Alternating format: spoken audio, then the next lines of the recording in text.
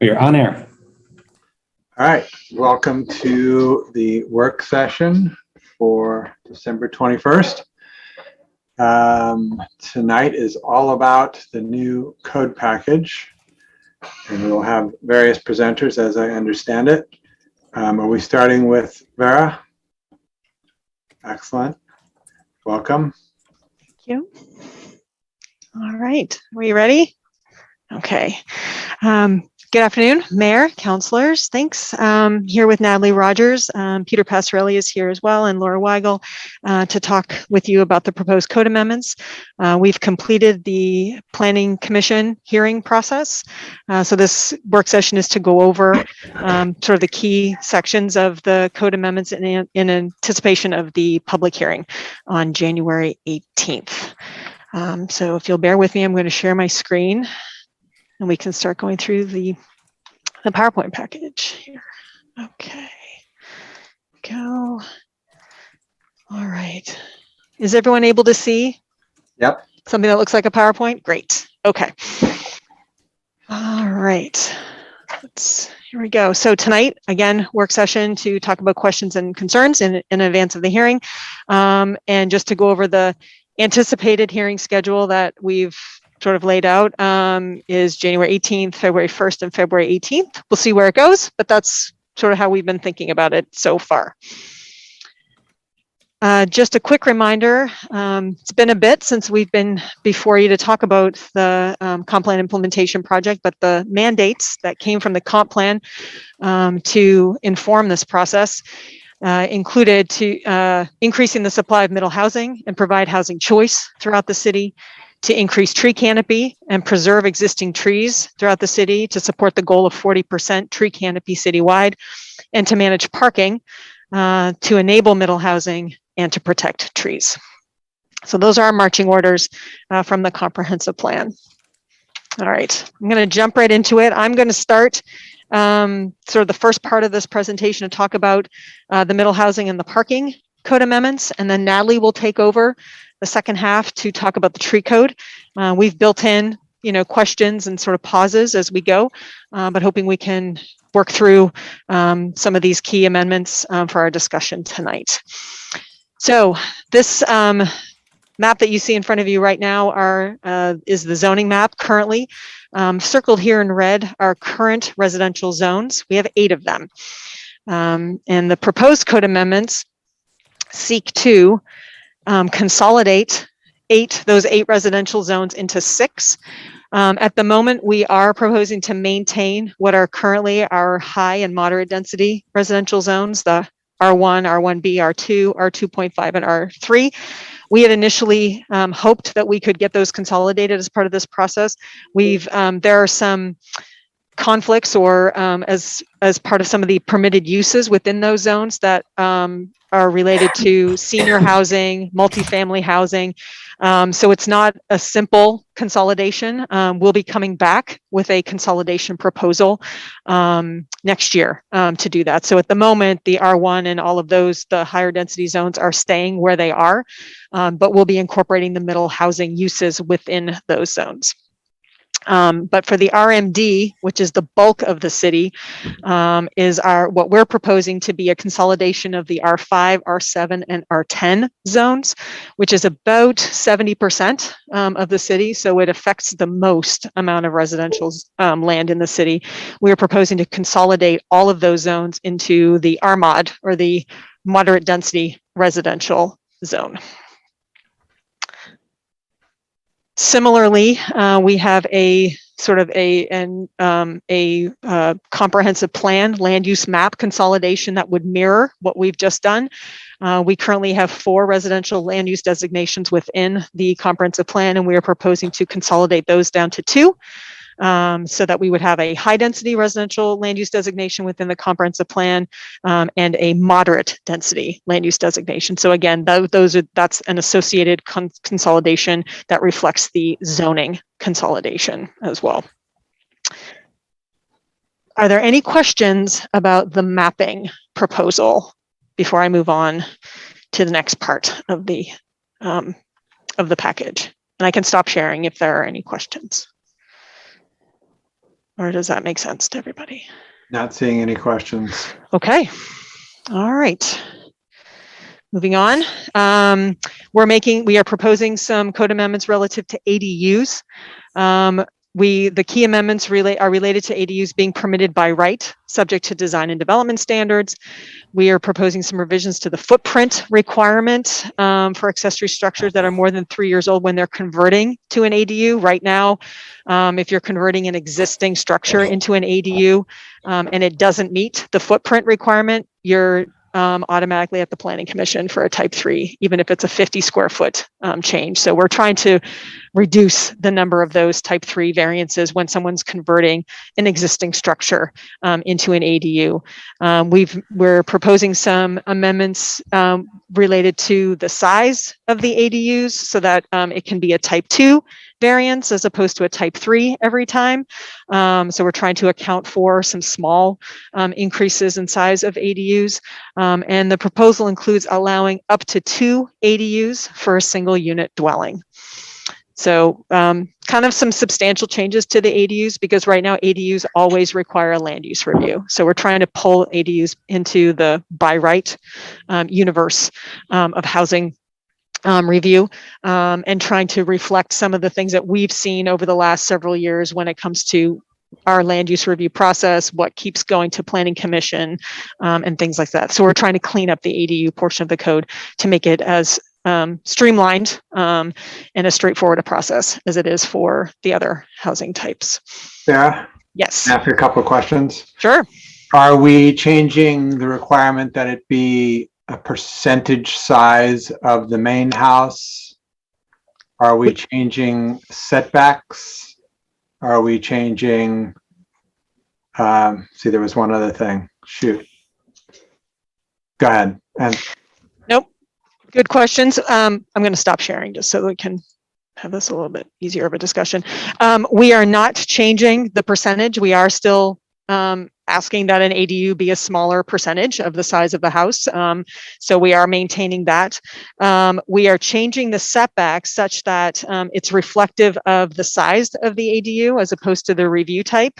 So we are still, sorry, I'm coming back to my code section so I can accurately answer that question. So we are still maintaining that 75% proportion for the ADU. We are still asking for setbacks of 5 feet for the small ADU, for the 600 up to 600 square foot ADU for the side and the rear yard. And the type B ADU or the larger ADU is the base zone requirement for the side and the rear yard. So, so we are maintaining those as well. so what's the reasoning for the percentage of the main house rather than just setting size limits now that we are talking about things like cottage clusters? Mm-hmm. And there are several properties in this city where the main house is what we would consider these days a cottage. It's, 800, 1,000 square feet. Mm-hmm. So to say that the ADU or the 2 ADUs have to be some, substantially smaller percentage, and I don't remember what it was, wasn't it 70%? 75%. 75%. Yeah. Of that seems very arbitrary and pointless. Well, so we're reflecting an ADU being an accessory structure to a main house, so it's generally smaller. As it relates to the other parts of the code, because we have numerous housing types, right? So if someone does have a small house, let's say it's 800 square feet already, and they want to build an additional dwelling unit on their property, and the ADU piece of it makes it too small, they could propose a detached duplex instead. And they could still, and it could be the same size. So because of our housing types and because the proposal for these various housing types includes detached versions of duplexes and triplexes and so on, there's an alternative for someone whose main house is already small. If I may anticipate what might be a next question is, why are we even calling things ADUs if we can do all these things? at the moment, we're keeping the nomenclature for these various housing types until we know for sure that other agencies aren't also calling things ADUs versus duplexes versus sometimes it seems to me, as far as I understand, that, folks like the county that are calculating SDCs and those sorts of things are not just calling things 2 units on a site, or a duplex. They are still using the term ADU. So we're trying to, at this point, stay consistent and not change too many things to try to simplify. I think we were talking about if we try to simplify too much, we make it more complicated if we're not using the same nomenclature as other agencies and how they are defining additional dwelling units. So by that reasoning, if a person with an 800 square foot house builds a 800 square foot duplex, separated duplex, are they going to pay higher SDCs than a person with 1,000 or 1,500 square foot house that builds an 800 square foot ADU in the backyard? Right. And I think, I don't have my chart of things. I think I would need to kind of go back and figure out how they're, what is the definition? I believe, the ADU duplex, I thought they were similar as far as how the SDCs get calculated, but I can confirm that number for you. If that's not the point, then what is the point? If it's not, I mean, that's where the county's regulations intersect with us, right? I can't recall of any other way that they intersect with us. So if that turns out to be the case, then we'll go back to question A, which is why maintain it? If there is a way to streamline this and we don't create conflict with other things, then we can certainly revisit this and make sure that, our ADUs getting something, that a duplex, for example, might not. We were originally, we've been initially encouraging certainly the creation of ADUs and, and how does that work on people's properties? I believe there are some building permit assistance or how permit fees are work for ADUs as well. So I can certainly come up with, and it's a great question. I can research and just make sure that, are there significant differences or is there a reason, to keep the ADU as a thing, as opposed to calling everything, 2 units or a duplex. I can certainly do that. Right. And if the purpose of that lowered fee for permitting is the low income aspect of the ADU, that could simply be ported over to if you are doing a low income rental unit, and we can define what that is and the length of time and all the things, then you get this permitting process, whatever we call it. Okay. Got it. Lisa? Okay. That leads me to a question, which was a topic that was kind of discussed at CPIC, but never really came to closure on, which is, can you have a triplex and an ADU? Is there an either or aspect to these things? Or can you have, up to what HB 2000, up to a quadplex on a lot and still have 1 or 2 ADUs in addition to the quadplex? The way the proposed code relates to ADUs, an ADU goes with a single unit dwelling. So it's intended to be associated with a single unit dwelling, and not with, individual quads. And I remember that conversation, Councilor Beatty, and you're right. So it's the way the code is written right now, ADUs are specific to a single unit dwelling. Kathy. So I think that answers my question, but I had this is going to come up at some point. In the testimony to the Planning Commission, there was a report from the Sightline Institute and Michael Anderson, and in there he made mention of the fact that you couldn't have any sort of you couldn't have requirements for a unit. How am I trying to say this? A quadplex. So anything that was 4 units or less, you couldn't have an income requirement in there according to Oregon state law. So I'm doing a terrible job of explaining this. I had it. I remember that as well. Yeah. So I just wanted more information about that because that is concerning to me and makes me think we need to change the state law. I think it relates to the fact that we're not allowed to say, we're not allowed to write code that only allows fourplexes. We still have to comply with 2001 in allowing fourplexes in all areas zoned for single unit dwellings. So the way Portland dealt with that was, okay, because they wanted to incent affordable housing, they did it for above and beyond fourplexes. We're not allowed to say we're not going to the only way we're going to comply with HB 2001 is by saying we'll do it if they're affordable, if they're regulated affordable housing. That's what that testimony was about. I see. Thank you. I was hoping you had more information from your experience with the HB 2001 and 2003 process. That's still really unfortunate because I wish there were a way for us to interpret that would allow us to incentivize in simple, straightforward ways. I think it does. I think we can still incentivize with permitting fees and the things that we've talked about in the past.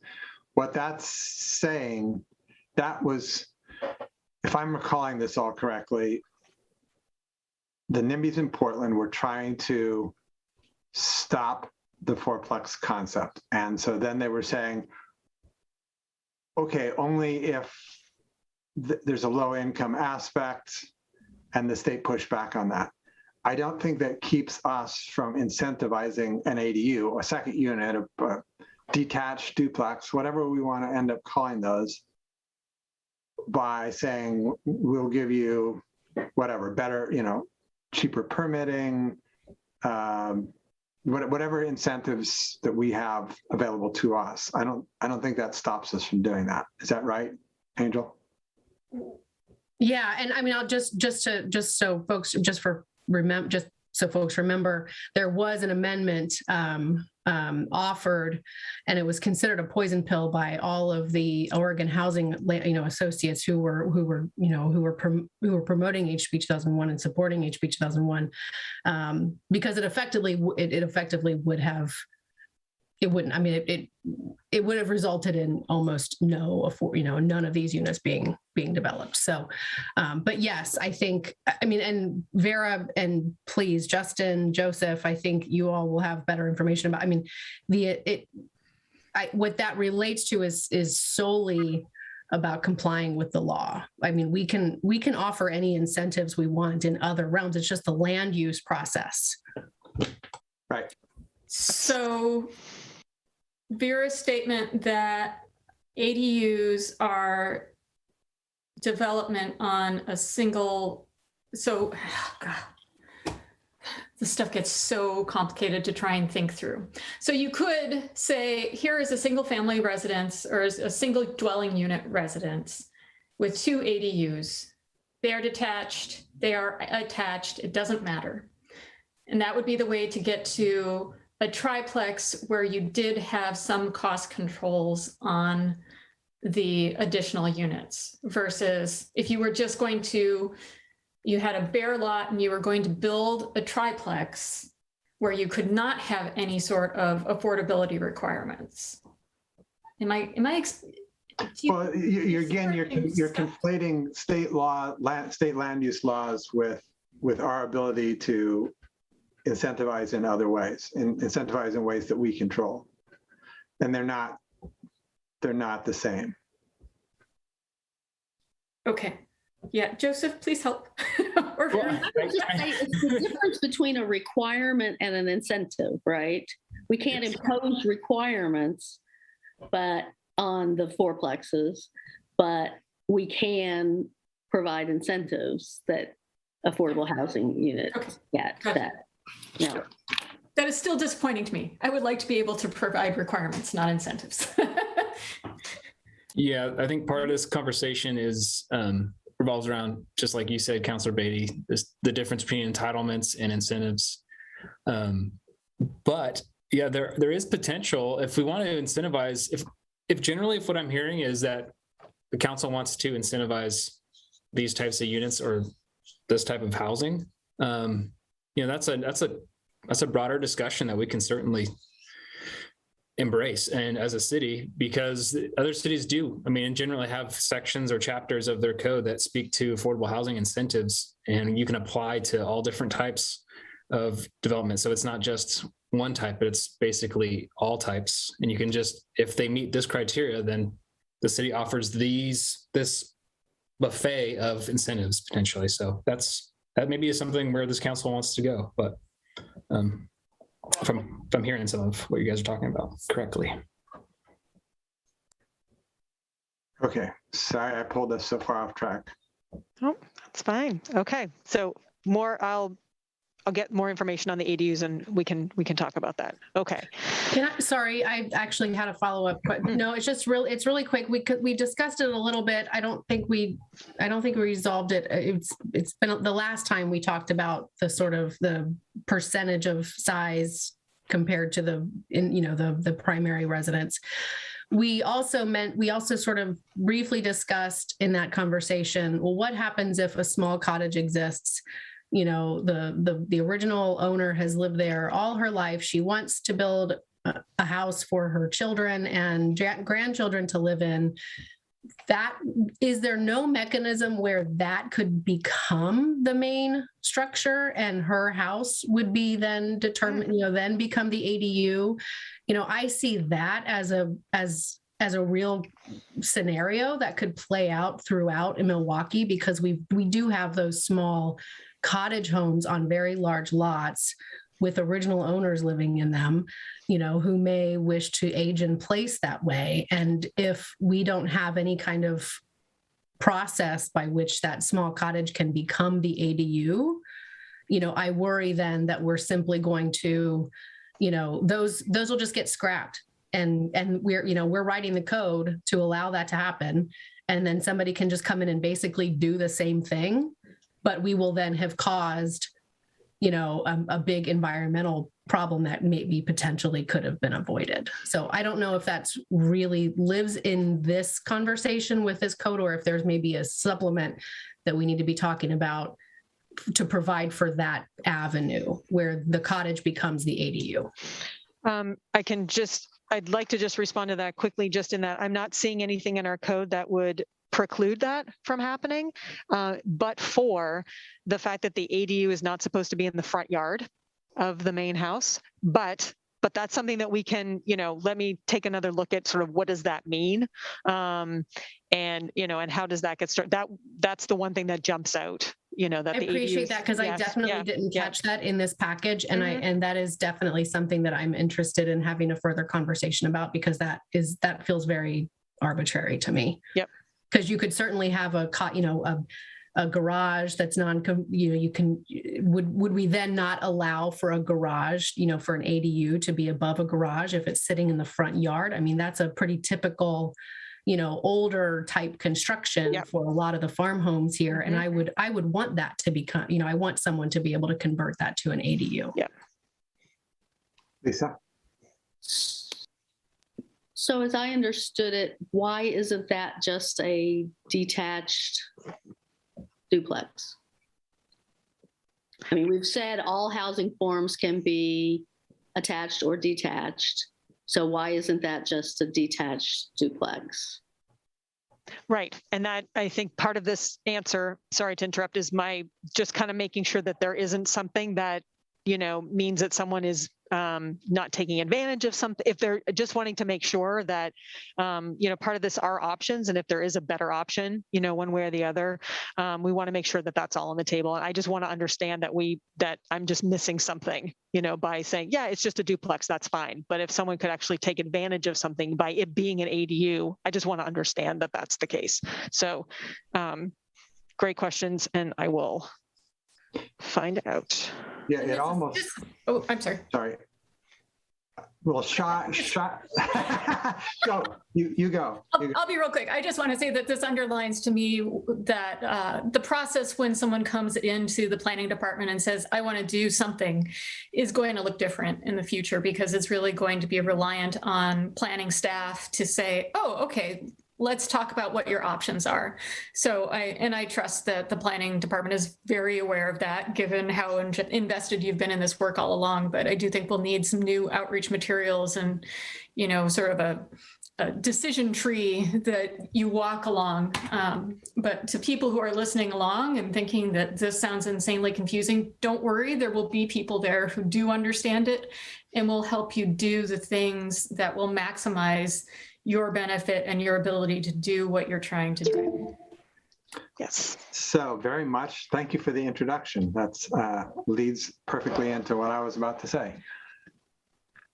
It seems like, barring some nonsense from the county, it seems like we might be making a lot of this more complicated than it needs to be. We could potentially just simplify it and say, if your property is X big, you can have X number of units, however you want to build them. If your property is Y big, you can have Z number of units, however you want to build them, in whatever order, configuration, as long as you stay within the, setbacks, the massing, all of that stuff, lot coverage. That's exactly right. That's actually my next slide. Should I just let you present? I mean, you could just go present it because that's exactly where we're going right now. And that's sort of where we ended up, which was this idea of, lot size is what's governing what you can build there. The ADUs kind of continue to kind of get stuck in here. And we may or may not be able to just, simplify that. And we certainly can do that. But this is about flexibility and being able to let folks figure out what's the best way to get what they need or want out of their property. So let me share my screen again here. I think I've got this one right. Okay. So minimum lot size is part of this. And this chart reflects the proposal and the recommendation from the Planning Commission.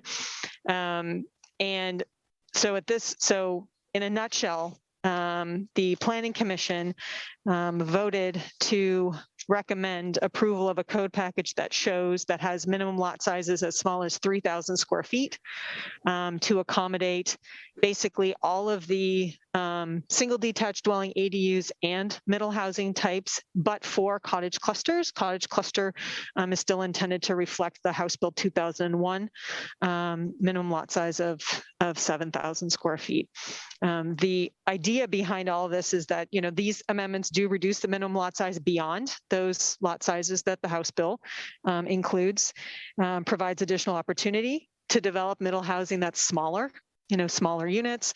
All of this would still be subject to setbacks and lot coverage, the tree code, of course, that Natalie's going to be talking about, and those sorts of things. But the idea here was to provide design flexibility for folks to be able to come up with a way of potentially getting additional units on a small lot. The likelihood of quadplexes on 3,000 square foot lots is slim, but it's challenging designers to come up with livable solutions in smaller units, and let's folks try to figure that out.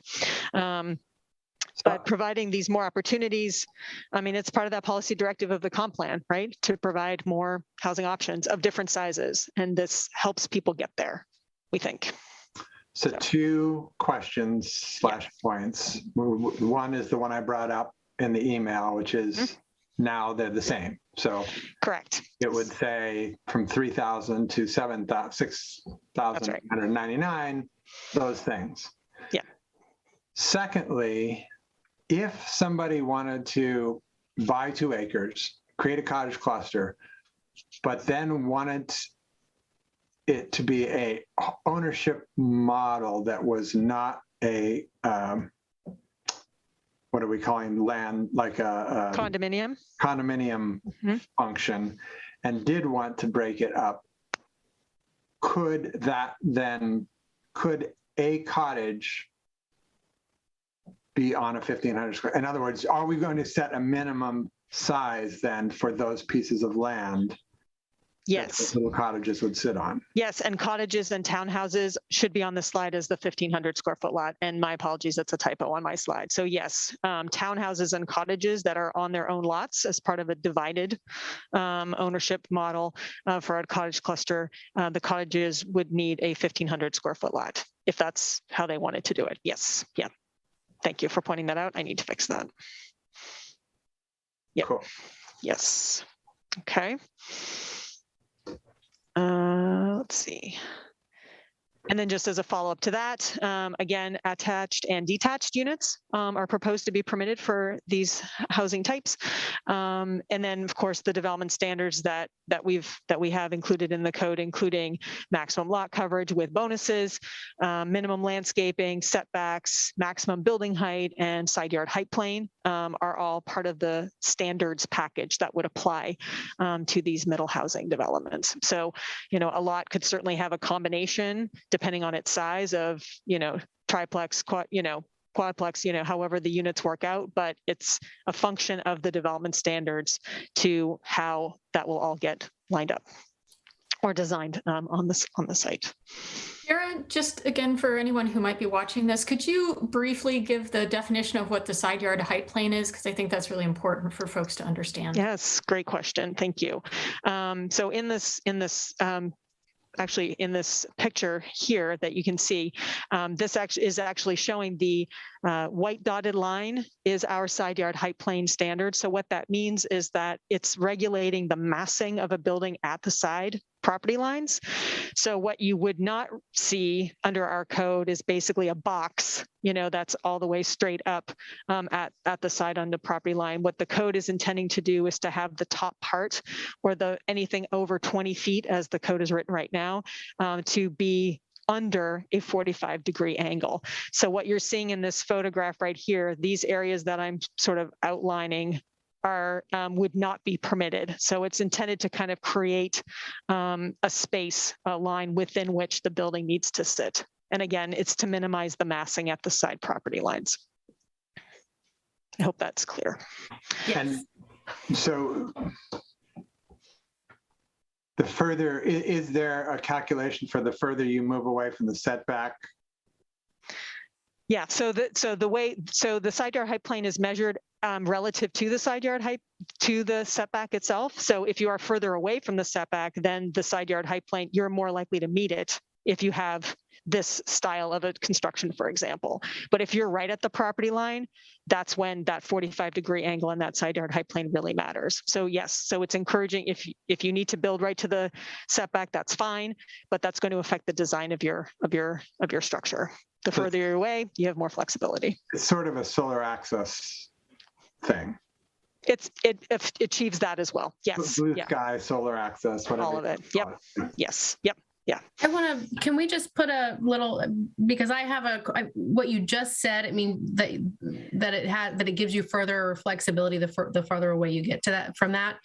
I guess I have a little bit of concern about that because we still, and you're going to get to this when we discuss setbacks and heights, probably in more detail. But, one of the biggest concerns that I have throughout is where we maintain, a 2.5 story or 35 feet, or, a 45 foot or 3.5, whichever is lower.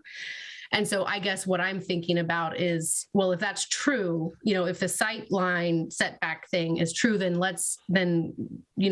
I'm thinking about that in siting and whether or not we should even have this 2.5 or 3.5, I don't care how many toilets inside of a building is. I don't want us to get in I think part of the form-based, zoning or code is about re-legalizing, intergenerational housing. And that might mean that we need to allow that third floor outright if it's, if it's under 35 feet and it's allowed by building code and we're far enough away from somebody's sight line. I'm not understanding the justification other than just simply, again, still trying to regulate people's families. So I just wanted to put a pin in that and in where I'm going when we get to that point. The way I've structured the presentation, we're actually at that point right now. I'm not getting into that more only because it's in the code, that you've looked at. So I think, and someone might have mentioned that this was going to come up today. So I might suggest that that's something that, if that's something that, council wants us to look at and bring forward to the public hearing as an item for, or as a proposed revision or something to talk about at the hearing, I think we can do that. In looking at other communities' codes, they don't use stories, they just use the measured building height, right? And so that also goes to some of the discussion that Stephen Lashbrook provided during the Planning Commission as far as how we're defining stories and who's got a daylight basement and, what's a story, what's a half story, all of these things. So if measured building height is sort of what we're really trying to achieve here, then do the number of stories matter? If we're still maintaining the side yard height plane and really trying to understand what that's going to feel like, the form of that building, then I think that's something that we would like to explore with you at the hearing, as a proposal to look at for the development standards. I think that's a very reasonable thing to think about, and I think it provides, again, even more flexibility for someone, particularly if the lot isn't flat. It may really help them be able to use the elevations that are proposed on site. And if the street plane and sort of what's happening at the side yard is still kind of reflective of wanting to understand how we're massing things and its relationship to neighboring properties, I think that's a very reasonable thing to think about, and it's something that we should look at. So I'm a proponent of that. I think if we simply have height and then massing with the setback, that calculation, okay, that should suffice. Unless you guys can come up with a scenario where somehow that gets us in trouble. And if I could I just want to, the measured height, the way our current code is written, current code and proposed, it's 2.5 stories, 35 feet. So we hadn't changed that in the proposal either. And the way we measure building height is how we measure height, depending on your roof style. If it's a flat roof, it's to the top. If it's a peaked roof, then it's to the midpoint of the ridge. So we have different ways of measuring the height based on the roof design. So I think, thinking about, we would maintain that, but sort of thinking about the stories and sort of exploring taking that out, and let's look at it just from measured height. And we can look at buildings and homes that have been built recently and sort of what those measured heights, so you have a sense of what that means. 35 feet it may sound like a lot or not, depending on what your perspective is. We can show what that looks like depending on housing style. So you can see, but it'll give flexibility to the stories. And to your point, Councilor Falconer, sort of how folks are living in that building. It's about the building. It's not how they're doing that. Well, yeah. And I would just point out that, we've got lots of houses that are 35 feet. I mean, that's because that's the current code. So That's right. I'm not looking, and I'm certainly not looking to reduce that at Great. all. And I would also just point out that we've also got 3 stories or 45 feet, whichever is less. So I want to just reconcile, what the 2 different things that are going on there and what does that mean? And I just want to point out, my interest in doing this is also about, it's about tree preservation too, because, this would then allow someone, to make a smaller footprint, which, could preserve or plant many more trees on a property. Right. I think that's an important objective, at least of mine. Good. Okay. I'm trying to be mindful of the time and making sure that we get to Natalie's materials as well. And Joseph, do you have? Yeah. Sorry. This is really good. This is really good discussion and good points. So I'm cognizant of our staff time. Then the mayor, Councilor Falconer, can we just get like a straw poll of other councilors that like that idea of kind of moving away from stories and moving towards heights, so we can feel good? Yeah, I got some head nods. Okay, fantastic. Yeah, and I think I'll stress what Vera offered of providing those examples, because I think that's going to be necessary for people to really understand what it means. Great. But with that, I think it's a good idea. Excellent. Thank you guys. Appreciate it. Great. Okay, let's go through here. All right.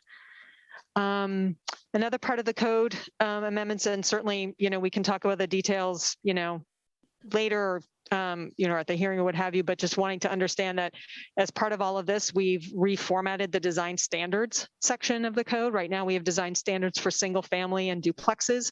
And what we've done is created a universal set of standards and a chart, what applies to what, so that anyone that's building a single unit home up to a quadplex, we have sort of a universal set of design standards for all of those different housing types. And it's all about what's happening at the street facade or the street facing facade. That's how our standards are established. So we haven't changed the design elements, that was part of that revamped code that happened before I got here. But I know that there was a lot of work done on what those design standards should be, and minimum amount of glazing and, all of that stuff still applies.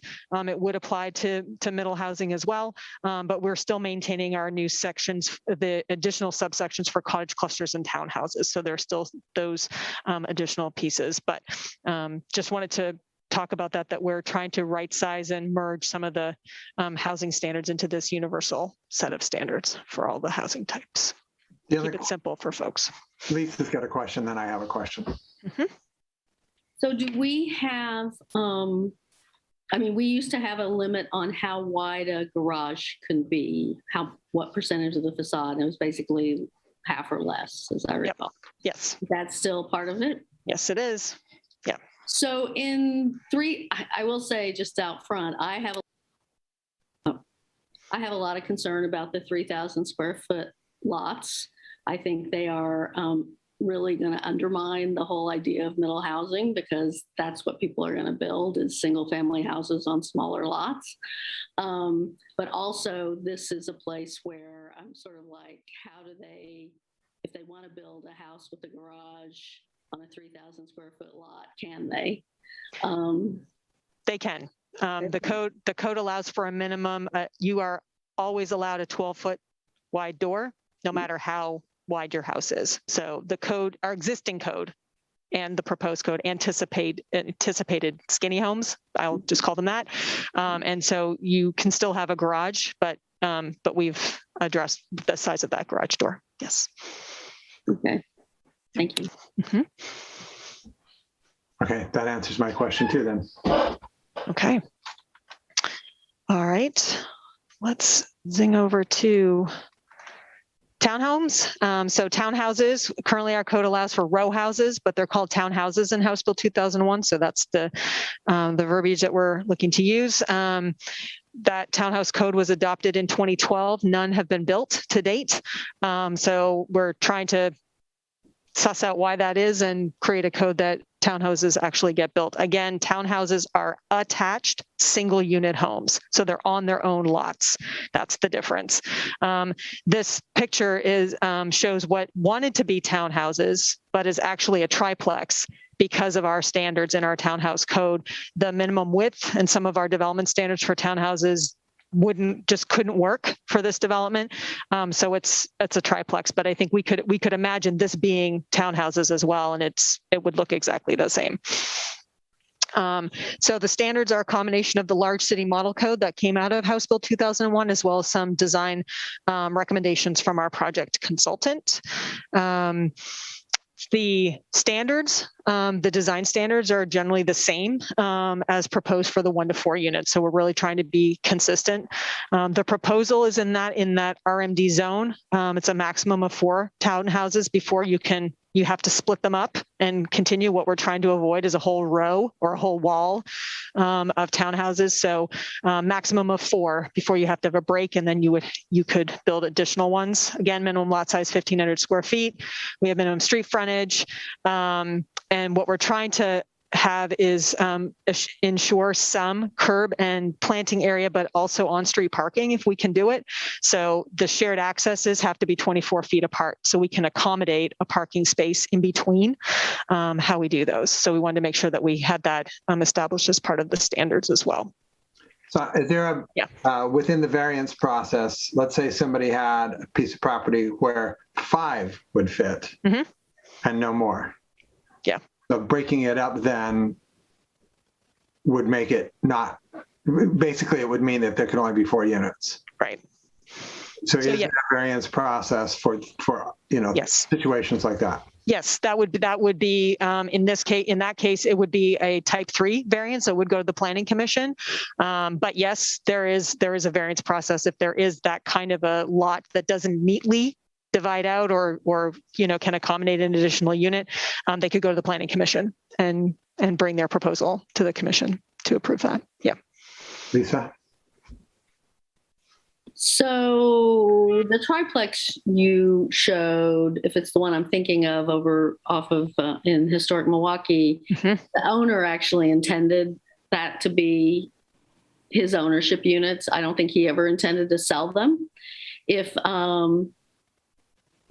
these code, I mean, if somebody wants to build 4 townhomes and wants to sell them, then they obviously have to be on separate lots. If they want to build 4 townhomes and rent them, are they townhomes or are they a quadplex at that point? Yeah, it doesn't matter. The ownership or rental they just are on their own lots. So they can still be rented or owned, so that doesn't matter. But the townhome, what makes it a townhome is that it's on its own lot, but you could still rent it or own it. Or sell it. That's up to you, but yeah. Okay, but they The will all taxation be would differ. partitioned into separate lots. Correct. Before Yes. they build. Okay. That's right. Yep. Okay. Yep. Okay. All right. And again, I'm seeing the time. I want to make sure Natalie has time to talk about her stuff. So I'm going to try and get through And this. I'm actually going to just call in here for 1 second. Please. How many items do you still have left to talk about tonight? I wanted to just go over cottage clusters.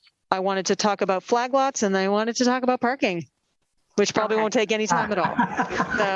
So no, I think that's excellent. Natalie, I'm going to take it offline with you for a minute and just see if we have a solution. I don't want you to rush through this, Barry. I think this is really important. So we'll keep working through time commitments. Thanks. Okay. All right. Okay. Cottage clusters are specifically called out and defined in House Bill 2001 as sort of a protected class of housing. So we are maintaining cottage clusters within the code. They have very specific standards for green space, access to green space, location of green space. So there may be cases where the cottage cluster code is great and works really terrifically for a developer, and there may be some that it doesn't because of the nature of the lot that is being proposed. So general characteristics of a cottage cluster: they're clustered around a shared open space. Parking is often grouped. The cottages themselves are small in size and in footprint, and that's actually stipulated within the code. They can be on individual lots, or it can be one lot that's a condominium kind of situation as well. The House bill has cottage clusters permitted on all lots over 7,000 square feet, so we have that as well. The building footprint is limited to 900 square feet, with an average of 1,400 square feet across the development. The lot coverage and maximum density do not apply to cottage clusters. That's stipulated in the House bill as well. And then there are design standards that are addressed in the large city model code that we are also trying to replicate in our code. Just wanted to kind of set the stage for what's happening here. In our code amendments, in the high density zone, so the R1 through R3, we are proposing slightly greater densities of the cottage clusters, and we're also allowing for attached units as part of that cottage cluster design as far as the code. In the moderate density zone, the code proposes detached units only. And so what you're seeing here, these sketches, example 2 is in that moderate density zone and is a prototype to scale of what a cottage cluster could look like in that RMOD zone. And then in the high density zone, that's actually a built project up in Northeast Portland. So you can see that some of them are attached in threes with the shared green space. Okay. And so this is a summary of the standards between the two zones and what we are proposing for cottage clusters. It's pretty consistent across the two zones, but for the number and the fact that we're allowing attached cottages in the higher density zone. And then the minimum parking space per cottage is 0.5 spaces per cottage. We're going to get to parking, but I just wanted to highlight that there is a minimum parking requirement for cottage clusters as opposed to the proposal for the other middle housing types. Vera, is there a minimum building footprint? There's not. There's just a maximum. I didn't follow what you said about maximum footprint, 900 square feet. What was 1,400 square feet? It's the average square footage across. So there's a footprint and then there's the square footage of the units. So it's sort of living space, but so the footprint is the 900, but the average of the overall square footage of the units is 1,400. So you could build some bigger ones, but their footprint is still limited. It's really intended to make sure that they are small units. Yeah. Okay. I'm just going to keep going until somebody stops me. Okay. Okay. I do want to talk about flag lots and back lots for a moment. We spent some time at Planning Commission talking about this. Flag lots and back lots have been talked about as hidden density, kind of a nice option for infill housing. The image that you see on the left are existing flag lots within the Ardenwald neighborhood. And what you see on the right is an image of the what we're calling back lots. Those are 5 lots that were constructed as part of the Cheragino Farms subdivision off Lake Road. The county allows what we're calling back lots, meaning they're flag lots without the flagpole part. The access is over an easement with the front property. So that's what the county is allowing, and our proposed code would also allow backlots as well. What we have found is that there is infill or this kind of flag lot potential, but sometimes the parent lot is located in such a way that there are setback problems or constraints in being able to develop the back portion of a lot. So the back lot provides another option for being able to have a separate lot behind the parent lot, and actually allows for a land division to accommodate that. And sorry. Is there a difference? I didn't remember this we had a general flag lot discussion in CPIC, but I don't really remember us discussing this distinction. Is there a difference between the driveway size or whatever, the access way size between a flag lot and a back lot, or it's purely just a difference in it's part of the parcel versus it's an easement? Correct. It's the latter. So so the driveways still have to meet, our minimum access standards, certainly for fire access and all of those things. It's just whether or not it's on its own lot or it's part of an easement on the front lot. That's the difference. And we have some history here in the city, of course, with backlots, and with flag lots, certainly. And this is just kind of a summary of what happened in 2002. The code has gone back and forth a bit in wanting to encourage flag lots and wanting to discourage flag lots. We're in the discourage phase at the moment with our existing code.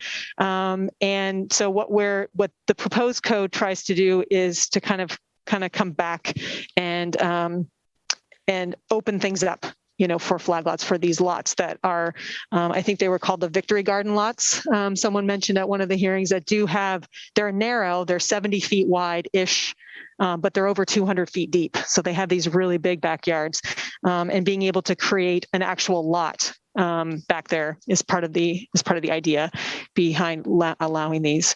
So the proposed code language is intended to incentivize middle housing as opposed to single unit homes on these flag lots.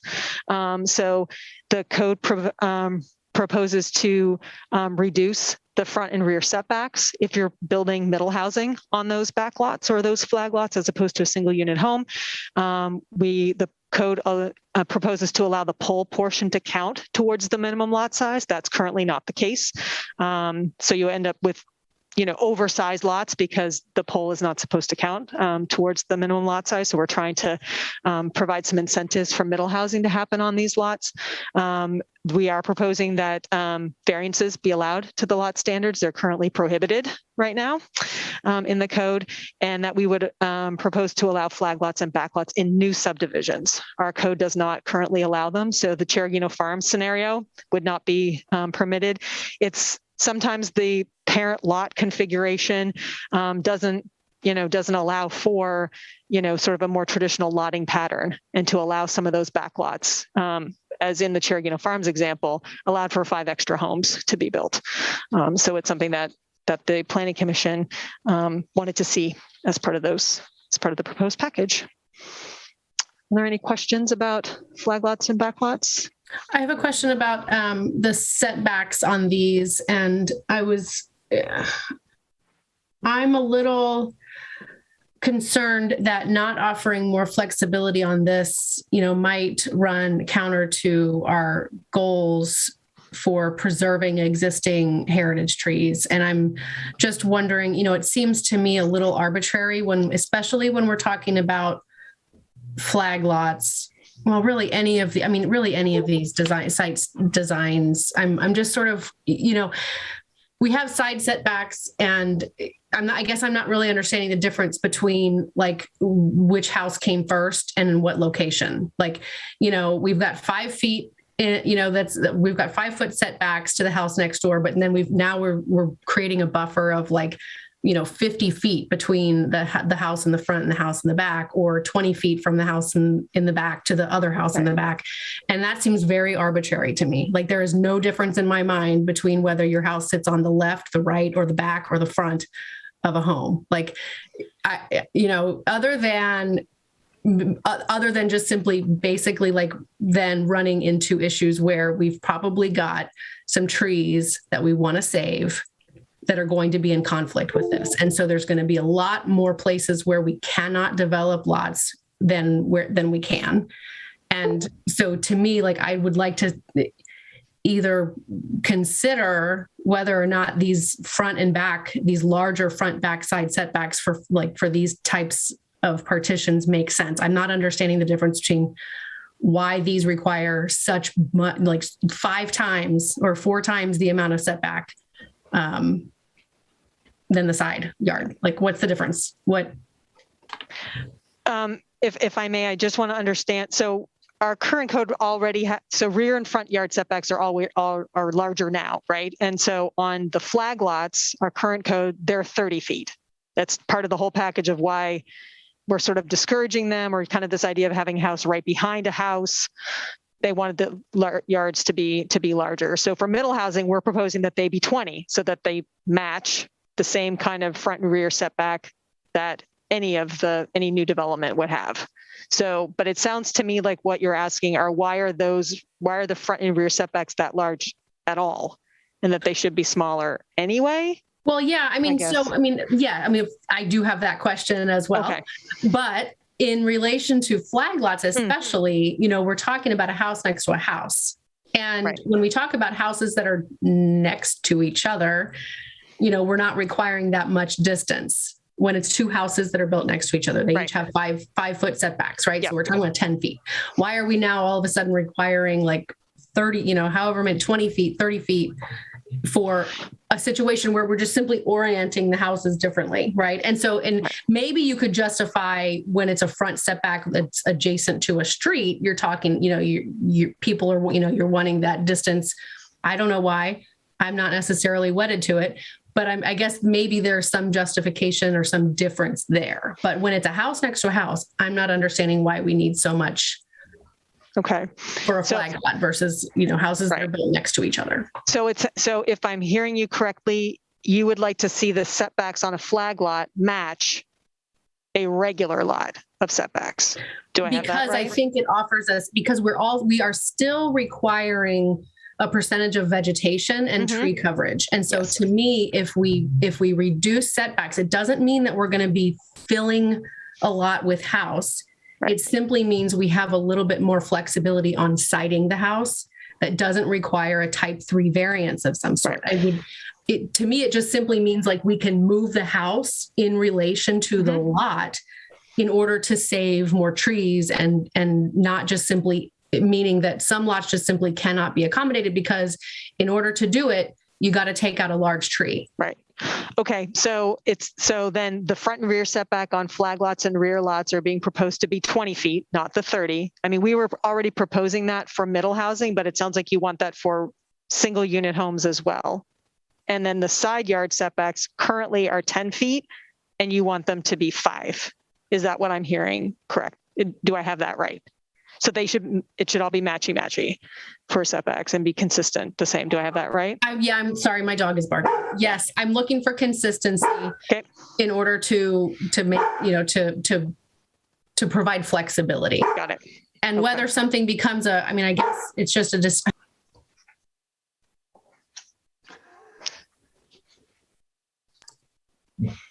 and maybe this is a situation where, I don't know, maybe then maybe it's no longer, maybe somebody can come into a planning meeting and say, this is what I want to do. And they're instructed, oh, well, then maybe you want to build a duplex instead.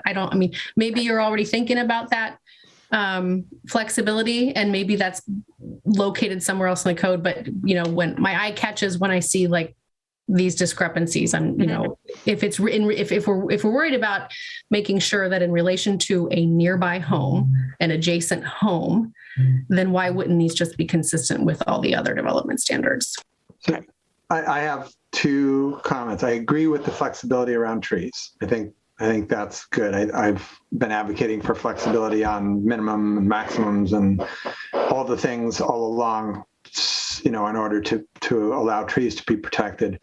I guess my question, Angel, then is, we are giving up if we do that, we're giving up the incentive to create missing middle back there, as opposed to just another 2,300 square foot single family. Well, I don't know. I don't know if that's true, because they'd still have to, if it's single dwelling unit, they're still going to be restricted to how much of the lot they're allowed to cover. And like I said, if they can't do it, if they can't build within a footprint of saving a tree, then maybe there's a different, avenue with building, building something that's then considered a duplex or an ADU or.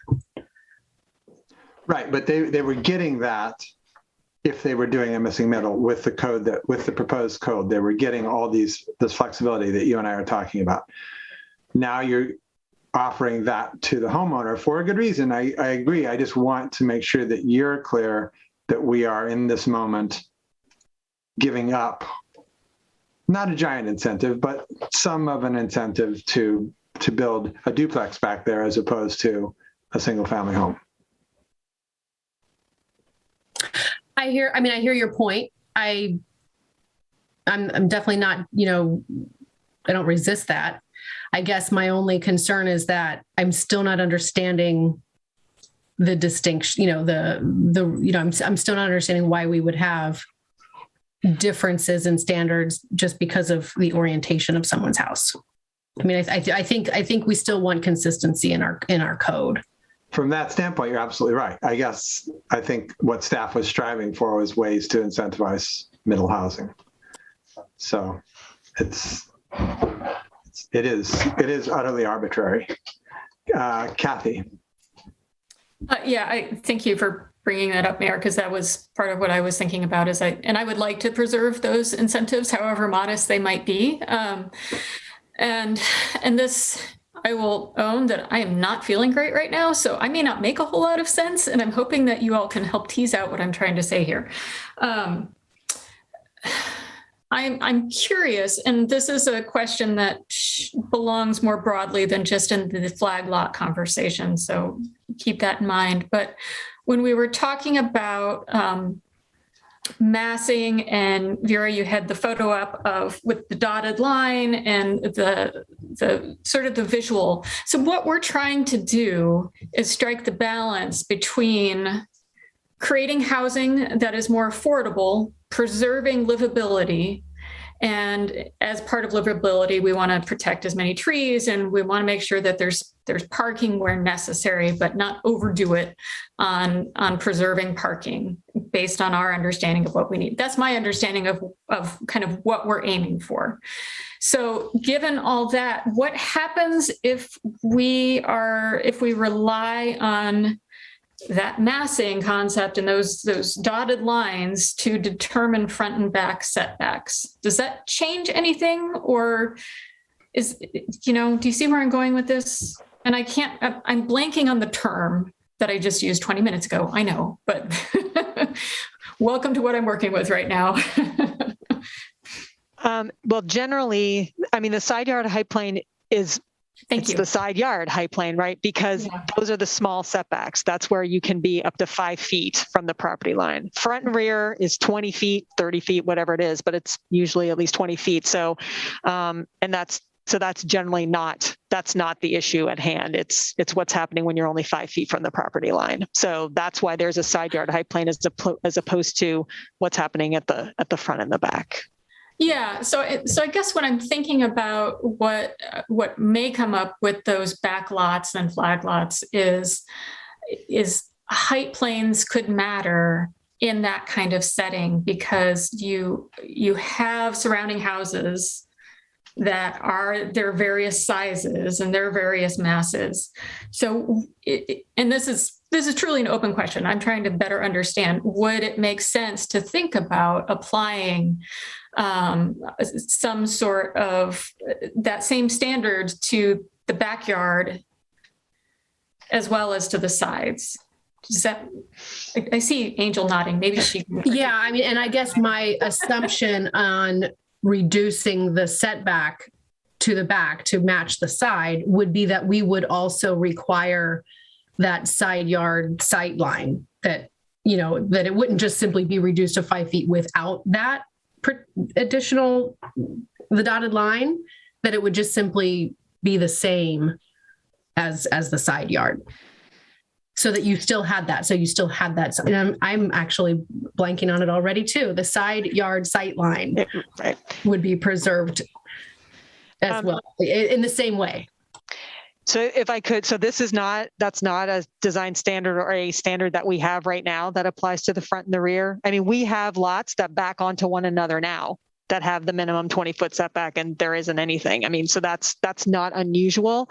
And particularly in this case, if it's a front of a house facing the backyard of somebody else's house, and then you've got two backs. So I'm not aware of that kind of a standard that would apply like that to the front and the back. And I'm going to go out on a limb. I'm not sure we need it, because we have situations right now where houses, they're already backing onto one another. And we have a built situation at Cheragino Farms right now where they're all at their minimums, and that's just where they are. And that's okay. So I do just want to jump in for 1 minute. So we're at 5:10, which is great. And we can keep going down this. We have a plan. We're going to move Natalie to the end of the evening so that she will continue the tree part at the end. But I do just want to bring up something that Justin said to me today, which is this is not the hearing. And we're starting to debate some of these things. So as long as it's informational, I think this is great processing. I would just make sure that this doesn't become a right or wrong. So I like where we're going with this. It's going great, but I just wanted to make sure that we keep it with more information, not decision-making. Thanks. Yeah, sorry, I wasn't trying to debate. I was just, I guess, maybe adding to what I said before. And I think it's important that we flush some of this out, because I don't think it does anybody any good for us to ask staff or to not get some kind of a straw poll. And I actually really appreciate, Joseph, you doing that, because if we don't have at least 3 people interested in some of these ideas, then it's going to be a complete waste of everybody's time, either to ignore them and not do anything about it. And then we get to the hearing and then we're trying to write code at a hearing and we haven't had these conversations yet. I think that would be a disaster. Yep. Or we're wasting staff time with maybe revisiting some of this stuff and writing code that we don't have a majority vote for. I hear you. And I think that part of what I'm also saying is we may have to come back and do more hearings than we had originally intended. So this is not me stopping this conversation. I actually really like it. I'm just making sure we're doing the right conversations on the right part. Right now we are, and Counselor, actually your questions and your comments have been spot on. So I really appreciate how you're doing this. I just know that we've got a bunch of hands raised up in my corner, and I just want to make sure that we're processing this knowing it's not a hearing, and that we're going to probably have to do multiples, which Vera is now seeing as she is sitting watching this whole meeting unfold. So we're going to get there, but we will, Natalie's piece will move. Vera, you will have the rest of the work session to finish your piece. Thank you. Okay, so more to come on that setbacks business, but I think at this point it sounds like we're interested in 20-foot front and rear setbacks for flag lots and back lots. Joseph, I think if you were just going to ask, who thinks that's the right thing? No, I was just gonna include the other kind of portion of this puzzle, because I can kind of see where council seems like a lot of the conversations going to how can we allow these uses and just kind of site design it.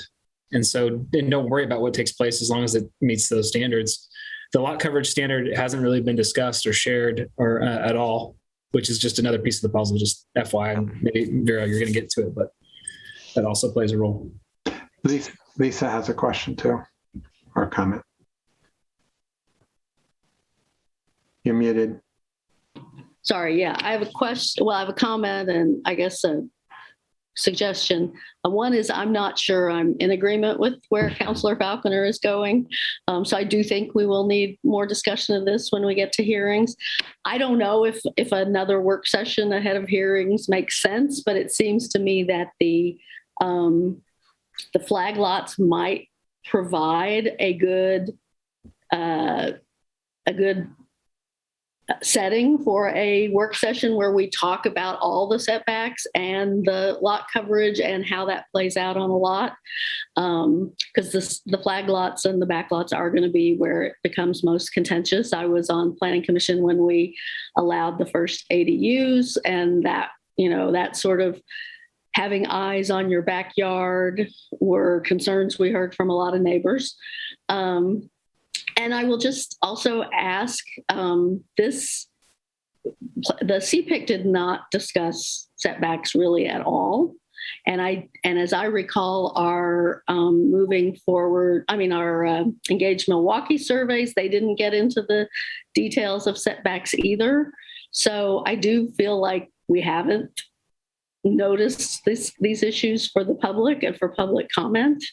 And I think, No, so the commitment I have that I've made, and Vera and I talked about this earlier today, is that we are going to try and get you feedback. That's part of why we're asking you to give us these concepts now, so that we can start hearing some things that we need to flesh out a little bit and figure out where we may want additional input. So yes, I don't know if it's a work session or if it is, or if it actually happens in a hearing. I think both are kind of possible. And I almost like the idea of you all being able to make some decisions as you're going through that process. So it may be that we do multiple hearings, but I also know I have an amazingly brilliant planning staff. So they will make sure that the legal part of how we do this constructs together in a way that allows you all the most flexibility to make these decisions at each step over the next little bit. We're just going to have to add some time in order to make that happen, and maybe another formal hearing. So yes, I hear you, Counselor, and we're on it. Okay. Is there more to talk about here? Can we move on to parking, or do we want to talk about lot coverage? Well, do you feel like we need to touch on it, given all of the suggested concepts that we've kind of floated here? Yeah. The way we've talked about, and I'm going to try and find the slide because I think I know I have it here somewhere. So the way the code proposes maximum lot coverage, and I'm talking more specifically about the RMD, our mod zone, because that's where most of everything is going to be happening. And so I'm going to show this slide because, again, lot coverage is part of that package of how we figure out how much can be on a lot and how much green space and all of those things. So right now, the way the proposed code is laid out is that lot coverage is based on the size of your lot. So you can see here kind of in the proposed column, 45% for the small lots, 35%, and then 30%, depending on how large your lot is. There is a provision in the code right now for a lot coverage bonus. We already have a lot coverage bonus in the code now. It was intended to allow folks to build an addition onto their house and not have to move if they needed a bigger house. But it's really specific to being a single story or basically up to 20 feet in height, that part of your addition or what have you can exceed, gets the bonus. But whatever is over 20 feet or 2 stories-ish needs to meet that maximum lot coverage. That's how the code is structured currently and how the proposal is structured currently. And I knew that there was going to be some discussion about how, do we want to allow for some additional lot coverage and maybe and the height part of it. So one of the options or a way to address that, if we think that we want to have more lot coverage allowance on some of on these developments, can either increase the bonus itself and make it 20%, for example, or you could allow the bonus to apply to that second story or to that it doesn't have to be a single story, that the excess or the additional lot coverage doesn't have to be only single story development. I mean, the flip side to all of this, of course, is more lot coverage affects tree preservation and how trees. So this is all a balancing act. This whole code package is just about balancing all of these things. But I did want to at least open that conversation about how we're addressing lot coverage in the code, and if there is some appetite or some desire to see that increase and how you want to do that. So I'm still not clear on why we want to incentivize single stories. Because if somebody needs 1,000 square feet and they can build it on a 500 square foot footprint, that's more room for trees or parking or whatever. What's the advantage to having more things that are just single story? Right. I think the way that this was originally allowed in the existing code was a way of trying to balance the impacts to neighboring properties. And so additional height is something that can be considered an impact to a neighboring property. So it's intended to be, yes, you can go out, but it's not going to be a really tall addition or something like that. Again, we can do things differently here. This is something that's a holdover from, this has been part of the code for a long time. And if, again, now because we're trying to balance tree preservation and all of these things, we can certainly open that up for discussion and allow that to be that, yeah, you can go up if that's the case. Well, I don't, Mark, or Mayor, sorry, I don't know if you were just making the suggestion that we should not do that, but I definitely don't think we should necessarily be incentivizing bigger footprints. That makes zero sense to me. I'd much rather go up. It makes no sense if we're trying to preserve trees and green space. Yeah, and Mark is fine. I just need to really think about that one a little more to think through some of the different scenarios, because I do value trying to reduce the impact on neighboring homes. I don't know that we need the 10% bonus to do that. And if we're going to offer that 10% bonus, I would only want to do that if it is ensuring that we are protecting trees or canopy or something. I wouldn't want to just have it be available outright, because I do agree that by and large, having a smaller footprint is good. There are also going to be neighborhoods where you put in a 35-foot house or what have you. Well, I mean, those are already allowed. So I don't know. What I'm saying is I need to think through it, obviously, preferably when I'm not feeling so crappy. Well, and if I could jump in, I think Councilor Heise, you bring up a really good point. I'm sorry, Council President Heise, my apologies. Because it's considered a bonus in the code right now because there are strings attached. It can only be a single story. It can only be 20 feet, right?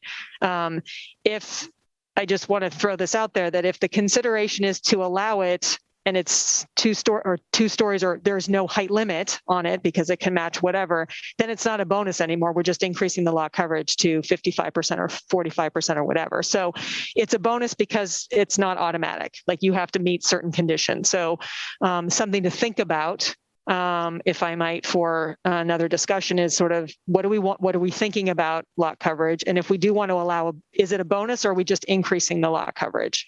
That's something to it's something to consider. Again, balancing all of these things.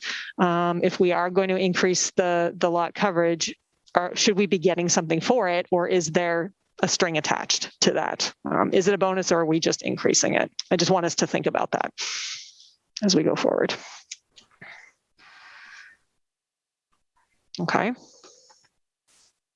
I don't mean to give you homework. It's just something to think about. I think we need to understand what that means. You are totally giving us homework. Don't even try that line. I have homework every day, Councilor President Heisey, so that's, yes. Okay. So we'll put a pin in that, but it sounds like there's definitely more to come and more discussion on that point. Okay. So let's go to the easy one. That's why I left it to last. Talk about parking. Okay. All right. So parking went through a couple of different iterations in our discussion, both with CPIC, in the work sessions with Planning Commission, and then in the hearings with the Planning Commission. House Bill 2001 does not allow us to require more than one parking space per unit. So that's our floor and our ceiling, I guess, when it comes to the House Bill. There was discussion with the Planning Commission to, are there ways to use parking as an incentive? Part of this discussion is about, how expensive it is, that creating parking on site increases the cost of development. What can we do? So at the end of the day, where we've landed and where the posted code has for parking is that there is no minimum required off-street parking for middle housing, except for cottage clusters. So cottage clusters still have that 0.5 per unit. Again, this applies only to middle housing for the 0. Single unit dwellings still have a 1 space per unit, and multifamily still has multi-unit housing still has its same 1 space per unit as well. The additional amendment to this is where the parking space can be. This is something that has come up quite a bit with our single unit homes, where the parking space currently has to be outside the front yard setback. So we're effectively requiring 2 parking spaces per unit. This has come into play quite a bit when someone wants to convert their existing attached garage into dwelling space or residential space. They want to make it some kind of living space. Some houses are able to accommodate that off-street space to the side, and many are not. And so because a lot of homes are built right to that setback. So we've had several applications to the Planning Commission for a Type 3 variance to deal with that. So this is intended to help accommodate for, again, more site design flexibility, but also an allowance for even our single unit homes to be able to have some more flexibility in how they use their space. And then there was discussion about how, where is parking located, and what if someone wanted to create some kind of a parking pod or something for a neighborhood. There was just some other things. So we have an existing parking modification process within our code that allows for some flexibility if someone is thinking about something that we haven't anticipated in how parking is provided. And that would apply to other development, of course. But for middle housing, where we've landed is 0 spaces per unit. I'd like to make a point here that, based on reading of a lot of the comments, I think is a point of confusion for a lot of people. It's actually 2 points. One, this is what we do or don't require. It's not what we will do or don't allow. You are allowed to put as many parking places on your property as possible, as long as you still include the green space that you're required, right? No one is telling you you can't have 3 parking places on your property. This is purely what we are requiring. Secondly, most developers are savvy people and understand that at this moment in history, most people who want to buy even a small house do want a place to park their car that's not on the street. And they will probably continue in most cases to build a place per unit. What we are trying to do is write law that actually makes sense in 5 years or 10 years down the road when perhaps people don't own cars so much because there are self-driving Ubers out there that will come pick you up. And then you don't have to deal with the maintenance and all the things.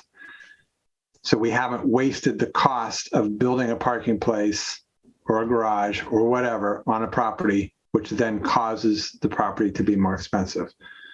So I want to make that super, super clear because so many of the comments seem very confused by this. I will say that borders on deliberation to me. I think that's a point of contention and a point of discussion for hearings. We are at 5:25. I just messaged back and forth with Laura. We are bringing back lot coverage, flag lots, and parking on January 4th to talk in more depth, to get more understanding from you all about what it is you'd like to see before we get to a hearing. It'll be in the regular session because that's the time we have.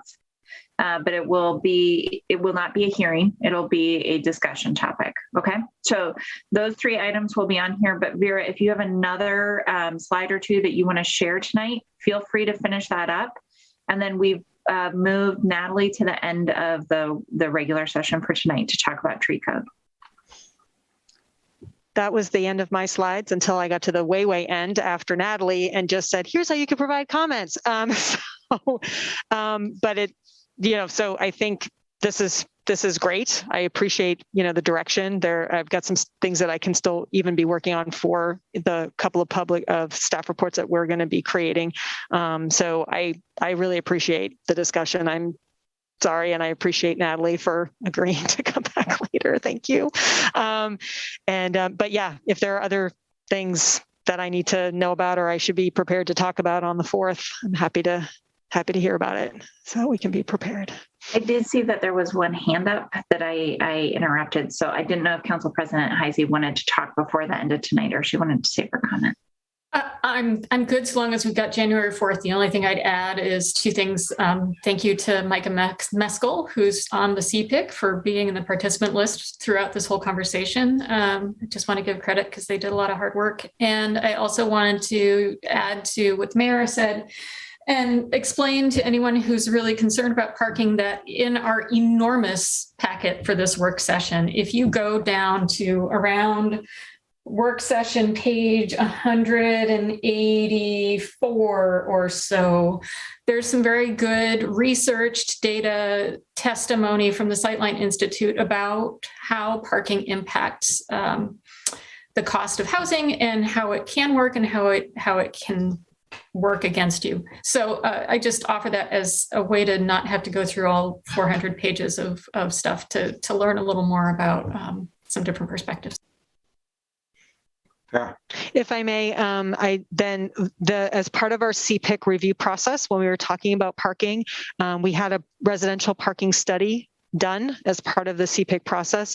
That report is available on Engage Milwaukee, but I'll sort of bring it up and sort of create a link right up at the top so that folks can read that, because it was an inventory and an occupancy study of on-street and on-site parking in 4 different neighborhoods, so that we had some metrics to be able to talk about street parking and site parking as part of this overall discussion about minimum parking for middle housing. So we've got some data to talk about what we've got out there on street parking and on-site parking. So, but I'll make sure that that's really up at the top for folks to take a look at. All right. Is that it? So we're going to continue this till probably my guess for anyone watching who wants to call back in, it's going to be around 8:30 or later. So we will do Natalie's part, which is trees, sometime this evening, probably. Yeah, sometime after 8 in all likelihood. All right, so we'll see the rest of you back here in a half hour, 6 o'clock for the regular session. Thanks, everyone.